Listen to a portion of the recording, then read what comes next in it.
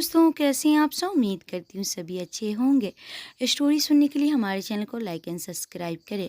अगर आपने इसका पिछला एपिसोड नहीं देखा है तो मैंने प्लेलिस्ट में मेंशन कर दिया, आप जाके ज़रूर देखें। ये स्टोरी का 52 भाग है। तो चलिए स्टोरी स्टार्ट करते हैं। स्टोरी अच्छी लगे तो लाइक कमेंट करना ना भूलिएगा। आप प्लीज़ चैनल को सब्सक्राइब कर लीजिएगा। तो चलिए आगे बढ़ते हैं। विराट आहिस्ता से उसके करीब जाता है, उसके गले में बाहें डालते हुए। वैसे एक चीज़ और बताऊँ आपको मिसेस सूर्यवंशी, एक असर और हो गया आपका मुझ पर। आपकी संगत में हम दिन बेदिन बदमाश होते जा रहे हैं और बदतमीज़ होते जा रहे हैं। ये कहता हुआ अपना होठ उसके होठ पे रख देता है। कारा उसे दूर धकेलते हुए, बदतमीज़ नहीं, बहुत बदतमीज़।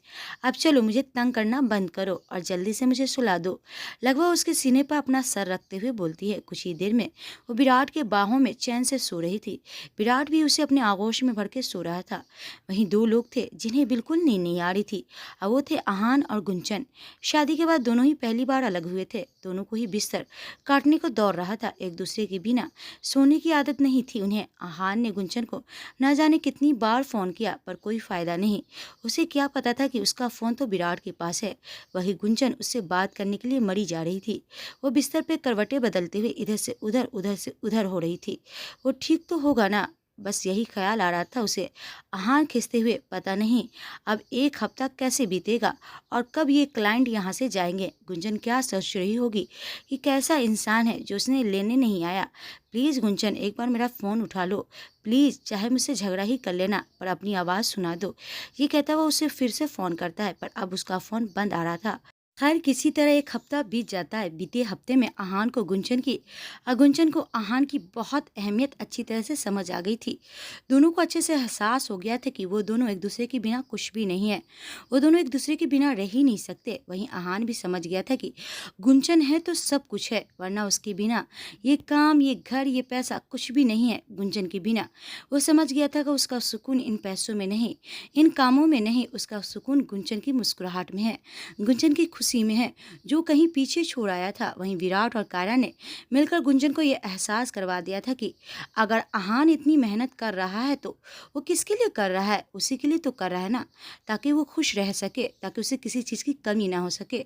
अगर इन सब में वो कभी कभी उसे टाइम नहीं दे पाता तो वो भी तो समझ सकती है ना। लगभग हर रिश्ते में कभी ना कभी ऐसा दौर आता ही है, बस समझने की बात है। ये बात उन्होंने सीधे तो नहीं पर दूसरी तरीके से गुंजन को अच्छे से समझा दिया था।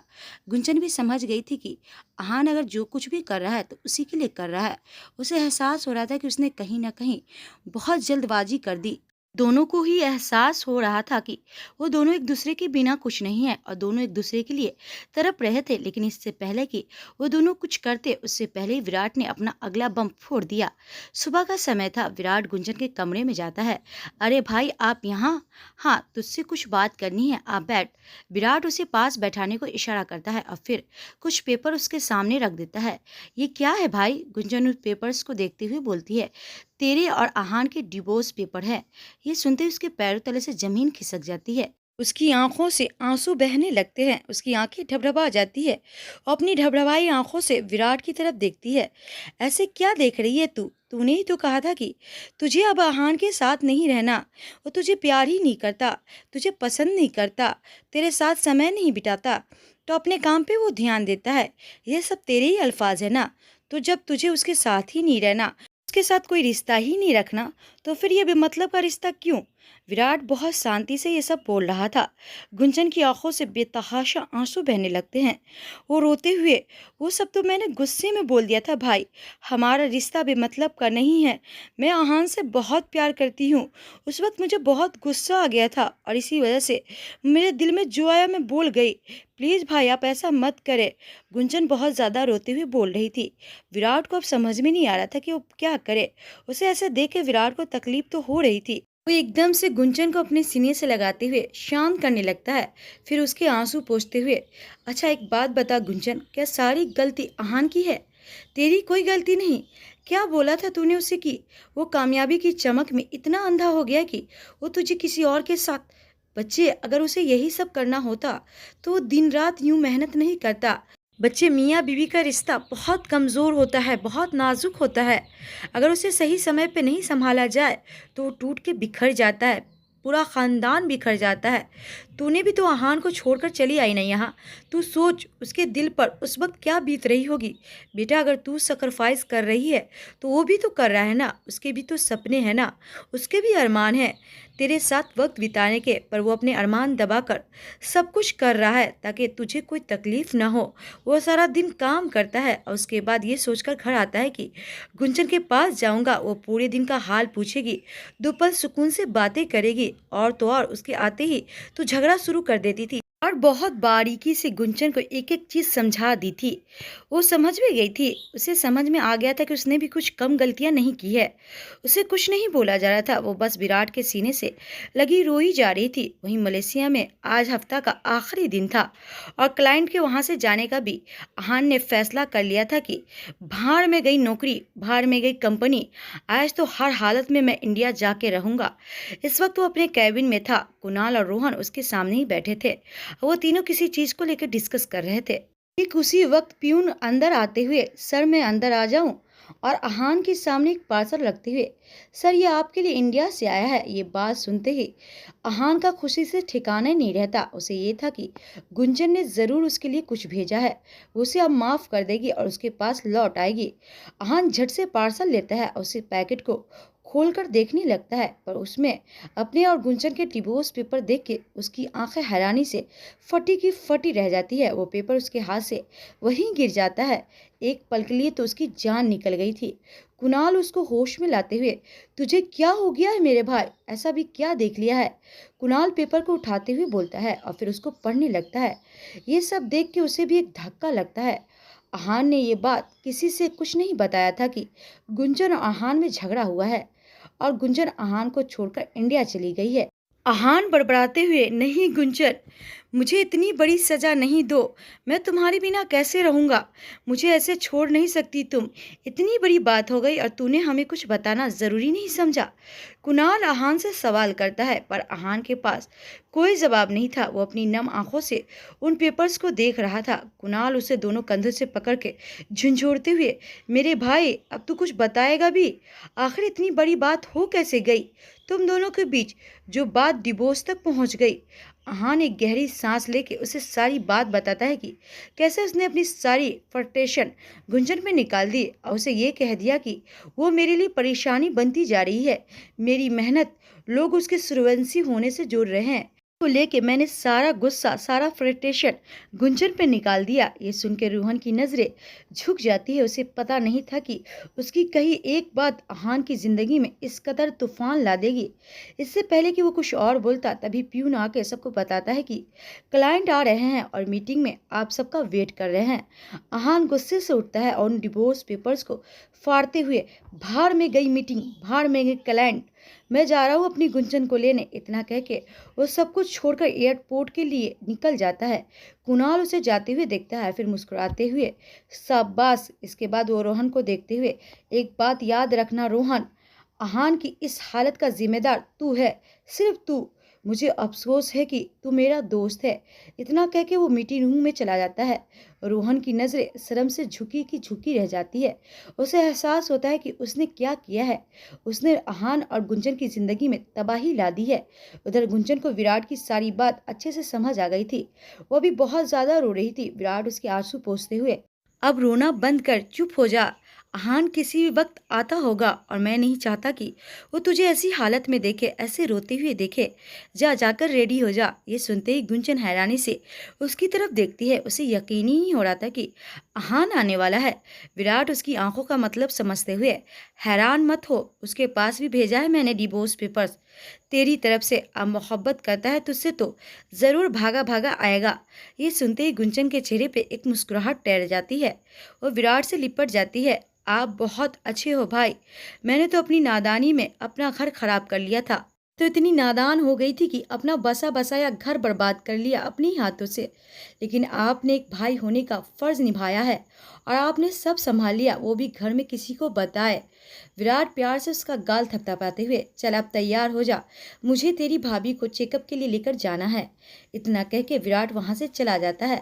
कुछ देर बाद वो कायरा को लेकर चेकअप करवाने चला जाता है। उस्मा और ओमकर किसी रिश्तेदार के यहाँ गए थे और उनके साथ विवेक, अवनी और एंजल भी गए थे। उन्होंने अवनी को दिल से अपनी बहू स्वीकार कर लिया था और एंजल को अपनी पोती। कुल मिलाकर गुंजन घर पर अकेली थी। शायद विराट जानबूझकर कारा को लेकर बाहर गया था ताकि उसे और अहान को अकेले में बात करने का मौका मिल जाए, दूसरे को समझने का मौका मिल जाए। एक दूसरे के साथ टाइम पास करेंगे तो एक दूसरे को समझ लेंगे। इस खुशी में तो गुंजन पागल हो रही थी कि अहान आ रहा है। पूरे एक हफ्ते बाद वो उससे मिलने वाली थी। वो उसकी पसंद की साड़ी पहनती और तैयार होने लगती है। इसके बाद वो बाहर हॉल में इधर से उधर चक्कर काटते हुए उसका इंतजार करने लगती है। अहान भी पहली फ्लाइट पकड़कर इंडिया आ गया था और इस वक्त वो एयरपोर्ट से घर जा रहा था। हजारों विचार चल रहे थे उसके दिमाग में। कैसे समझाऊंगा मैं गुंजन को, कैसे मनाऊंगा? क्या वो मेरी बात सुनेगी? क्या वो मुझे माफ करेगी? पर उसे क्या पता था कि वो तो खुद उसके लिए तड़प रही है, उससे मिलने के लिए, उससे बात करने के लिए। अहान इन्हीं विचारों में उलझा हुआ था। वो सूर्यवंशी हाउस पहुंच जाता है। उसके दिल की धड़कनें बढ़ जाती है। वो एक गहरी सांस लेकर अंदर जाता है। सामने ही गुंजन थी। दोनों एक दूसरे की तरफ देखते हैं। दोनों की नजरें टकराती है। दोनों की आंखों में से हल्की सी नमी तैर जाती है। अहान जल्दी से उसके पास जाता है, उसका चेहरा अपनी हाथों में भरते हुए। ओ मेरी प्यारी गुंजन, प्लीज मुझे माफ कर दो। मैं मानता हूँ सब मेरी गलती है, सब कुछ मेरी ही गलती है। मुझे तुम्हारी फीलिंग को समझना चाहिए, तुम पर गुस्सा नहीं करना चाहिए था, तुम्हें टाइम देना चाहिए था। पर मैं गलती पर गलती करता रहा और तुम मुझे छोड़कर चली आए। मुझे मेरी गलती की इतनी बड़ी सजा मत दो कि मैं मर ही जाऊँ। तुम्हारे बिना ये जिंदगी कुछ भी नहीं है गुंजन। ये काम, ये पैसा कुछ भी नहीं है। बता नहीं सकता कि पिछले एक हफ्ते में मैंने कैसे मर मर कर गुजारा है। तुम्हारे बिना कहीं चैन नहीं, कहीं सुकून नहीं। अपने कहे शब्द पे बहुत शर्मिंदा हूँ। क्या तुम्हें मुझे एक मौका नहीं दे सकती अपनी गलती सुधारने का? माफ़ कर दो यार, प्लीज़। वो बहुत ज़्यादा रोती हुई ये सब बोल रहा था। आई लव यू यार, आई रियली लव यू।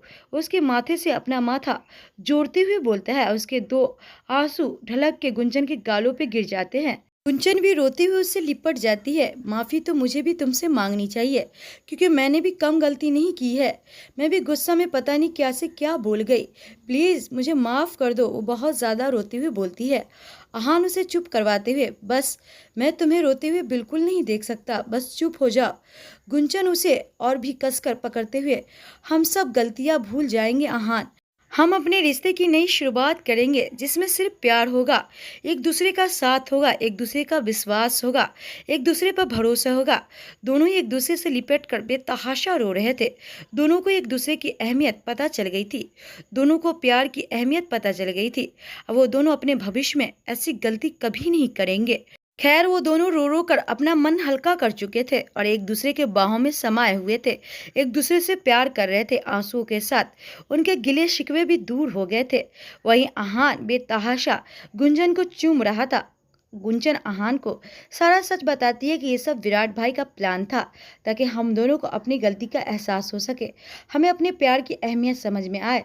सारी बात सुनने के बाद अहान, वैसे मानना पड़ेगा विराट भाई को, सच में उन्होंने तो मेरी जान ही निकाल दी थी। अच्छा बच्चू, पीछे से विराट अंदर आते हुए बोलता है, और तूने जो मेरी बहन को रुलाकर मेरी जान निकाल दी उसका क्या? विराट अहान की तरफ देखते हुए बोलता है। अहान विराट के पास जाते हुए, भाई सबसे पहले तो मुझे माफ़ कर दीजिए। मेरी आखिरी गलती समझ के मुझे माफ़ कर दीजिए। मैं वादा करता हूँ कि आइंदा से ऐसा कुछ भी नहीं होगा। कभी आपको शिकायत का मौका नहीं दूंगा और नहीं कभी गुंजन का दिल दुखाऊंगा। कभी भी उसके साथ कुछ गलत नहीं करूंगा। विराट उसे अपने गले से लगा लेता है। ऐसे ही शाम हो जाती है। शाम तक सब लोग वापस आ जाते हैं और अहान को वहां देखकर सरप्राइज हो जाते हैं, खास करके उस्मा। उसके स्वागत के लिए ना जाने कितनी तैयारी करना चाहती थी, लेकिन कुछ भी नहीं कर पाई। इस चीज का उसे अफसोस होता है, बेहद अफसोस हो रहा था। अहान सबसे मिलता है, अवनी, इंजल, विवेक सबसे मिलता है, बड़े प्यार से मिलता है। उसके बाद उस्मा के पास जाता है और उसे आराम से सोफे पे बिठाते हुए, मैं आपका बेटा हूँ माँ जी, मुझे मेहमानों वाली फीलिंग दे के पराया मत कीजिए। देर रात तक सब लोग हंसी मजाक करते रहते हैं। बात करते करते अहान ने सबको बता दिया था कि सुबह होते ही वो गुंजन को लेकर चला जाएगा। गुंजन भी बहुत ज़्यादा खुश रहती है। वो विराट का और कायरा का बहुत शुक्रिया अदा करती है, क्योंकि उसी की वजह से उसका बिगड़ा हुआ रिश्ता जुड़ जाता है। आहान उसे वापस मिल जाता है। गुंजन भी उसके साथ खुशी खुशी जा रही थी। सुबह होते ही आहान गुंजन को लेकर चला जाता है, पर मलेशिया नहीं, लंदन हनीमून पे। जो वक्त वो गुंजन को पहले नहीं दे पाया था, वो सारा वक्त उसे देना चाहता था। कुणाल ने उसे कह दिया था कि वो काम की चिंता ना करे, पहले फैमिली पे ध्यान दे। आहान उसे हनीमून पे लंदन लेके जा रहा था। इस बात से गुंजन का चेहरा खुशी से खिल जाता है। वक्त बीत रहा था और बीते वक्त के साथ सूर्यवंशी परिवार में खुशियां ही खुशियां बढ़ी जा रही थी। सिवाय भूपेंद्र सूर्यवंशी को छोड़ के आज वो अकेला अपने घर में तड़प रहा था। लाखों करोड़ों का मालिक आज एक बेजान जिंदा लाश बन के रह गया था। उसे समझ में आ गया था कि भले पैसे कम हो, लेकिन परिवार का साथ, परिवार का प्यार होना जरूरी है, वरना उसके बिना कोई भी इंसान अधूरा है। आज अकेलापन उसे काट रहा था, पर कोई नहीं था उसका अकेलापन दूर करने वाला। उसे ये पता चल गया था कि कारा माँ बनने वाली है और वो विराट के घर खुशियां आने वाली है, पर वो इन खुशियों का हिस्सा नहीं बन पाएगा। और इन सब खुशियों को उसने अपने हाथों से गवा दिया। उसे एहसास हो गया था कि उसने क्या खोया है। अपने हंसते खेलते परिवार को उसने अलग कर दिया था, आपस में बांट दिया था, और उसके बिना वो अकेले ही रह रहा था। अब वो तड़प रहा था। और तो और वो किस मुंह से उसके सामने जाता। जिस कायरा को उसने जान से मारने की कोशिश की, उस कायरा का सामना करने की, विराट का सामना करने की उसकी हिम्मत नहीं हो रही थी। फिर देखते ही देखते वो दिन आता है जिसका बेसब्री से सबको इंतजार था। कायरा हॉस्पिटल में एडमिट थी और उसे लीवर पिन हो रहा था। विराट बेचैनी से बाहर चक्कर काट रहा था, मन ही मन सब ठीक होने की प्रार्थना कर रहा था। तभी नर्स बाहर आती है। तो दोस्तों, अब देखना ये होगा कि नर्स बाहर आके क्या कहती है। क्या विराट बाप बन चुका है? हम देखेंगे नेक्स्ट पार्ट में। तब तक के लिए नमस्ते।